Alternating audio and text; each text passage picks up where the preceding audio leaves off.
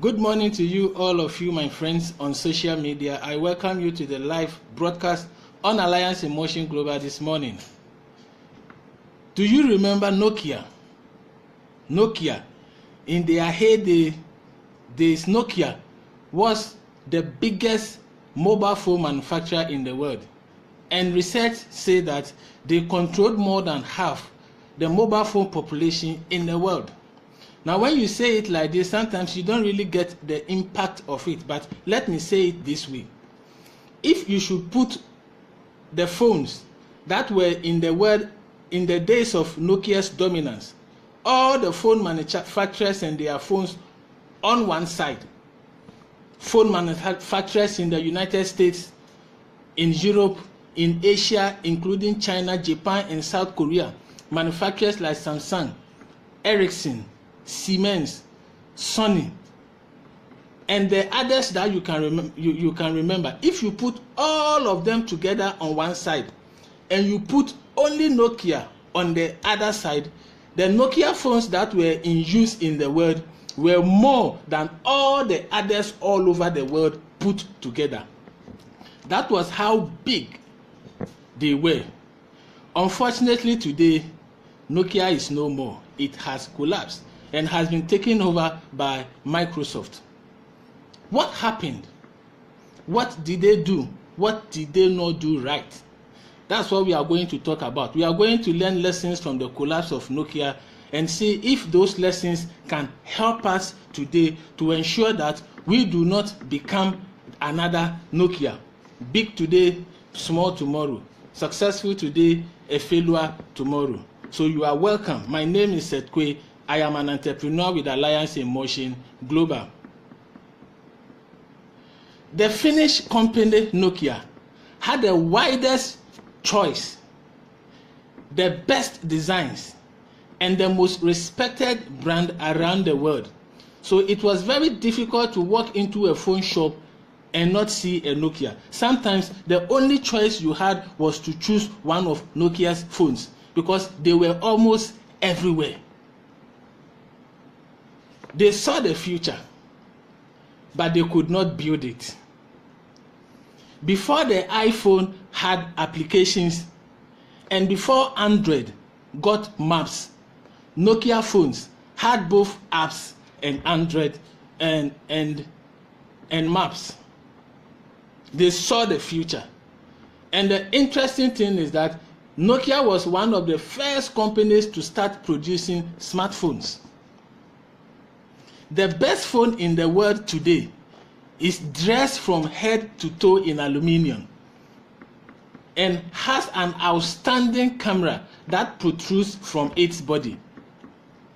Interestingly, the Nokia 8, as far back as 2010, was just like that. That's why I said Nokia saw the future. The iPhone that is collecting all the plaudits and sales now is basically a fulfillment of the vision Nokia had more than half a decade ago. Everything that Apple and Google are today, Nokia saw it. Nokia wanted to become. Nokia had the opportunity to become. Unfortunately, Nokia did not become. What happened? It is on record that the biggest mistake Nokia did was their unwillingness to embrace drastic change. They were too comfortable with their lead.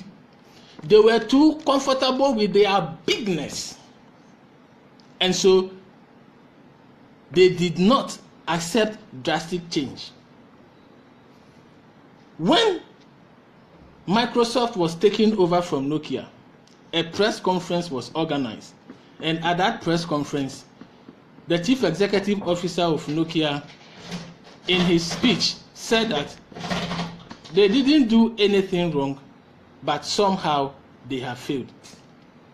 I disagree with that. It is not true that they didn't do anything wrong.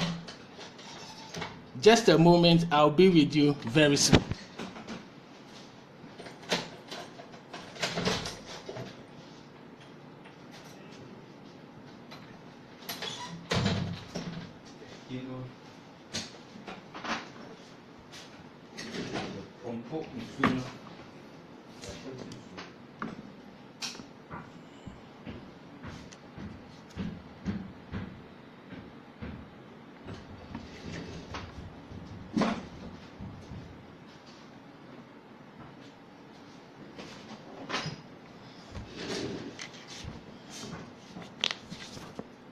do anymore.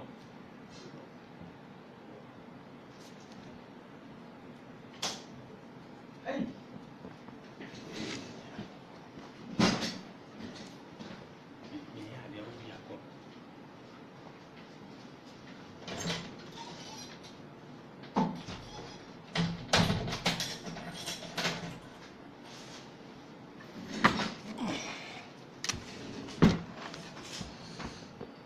Sorry for that break in the presentation. It was a little emergency that had to be attended to. I was saying that Nokia's biggest failure was an unwillingness to embrace drastic change. And at the press conference to announce the taking over by Microsoft, the chief executive of Nokia said that we didn't do anything wrong, but somehow we have lost. And after saying this, he and the other top managers of Nokia broke down in tears. They shed tears in front of cameras that was showing the program live all over the world. But it is not true that they didn't do anything wrong. They did a lot of things wrong. So what are some of the things that they did wrong? They failed to learn. They failed to embrace drastic change. And they were too comfortable with their lead in the industry that they refused to learn. But what exactly did they do wrong? I'm going to give you 4 things that they did wrong. Number 1, they failed to recognize the increasing importance of software. Number 2, they underestimated how important the transition to smartphone would be. Number 3, they moved too slowly to embrace the smartphone revolution. And finally, Nokia overestimated their strength and believed that even if they did not join the smartphone industry in the production of smartphones very early, they were too big that anytime they decide to join, they would just take over the smartphone business. They were wrong. They could not do that. Now I'm going to pick just some phrases from the 4 mistakes they did, and we are going to see if we can learn more about it. First of all, they failed to recognize. Secondly, they underestimated. They moved too slowly. And finally, they overestimated. Because they did not recognize the importance of the change that was happening around them, they underestimated the change. They were one of the first companies to start producing smartphones. In fact, my research led me to someone who said that Nokia was the first company to start producing the smartphone. Unfortunately, they underestimated the smartphone that they themselves invented, and the smartphone industry kicked them out of business. Now, what are some of the lessons we can learn? Number 1, a lot of people have failed to recognize the importance of network marketing in our world now. Many years ago, we were in an agrarian age where agriculture and farming were the main occupation, and so people who had the farms and people who had the land that can be used for farming controlled the wealth. They were the richest people in the world. Then after a while, we moved into the Industrial Revolution, and the people who had the industries were the richest people in the world. Not too long ago, when the world entered into the information age, people like Mr. Bill Gates and others who were the leading players in that age are the richest people in the world. And now that we are in a social media age, the owners of social media platforms like Facebook, WhatsApp, and the others are the richest people in the world. Very soon, we are going to move into a network marketing age, and the people who are in network marketing are going to be the richest people in the world. Many people fail to recognize this. Many people do not acknowledge this. And just as Nokia failed to recognize and they collapsed, those who are not recognizing this truth that is about to happen one day may find themselves crying like the executives of Nokia cried when they said they didn't do anything wrong, but somehow they failed. You might not do anything wrong, but if you don't accept network marketing, somehow you might fail in the future. They also underestimated the others and they overestimated their strength. Yes, they were powerful. Yes, they were big, but they failed to learn. They failed to change. And if you are not prepared to change and accept the reality of network marketing and get yourself involved in network marketing, you might also fail, just like Nokia failed.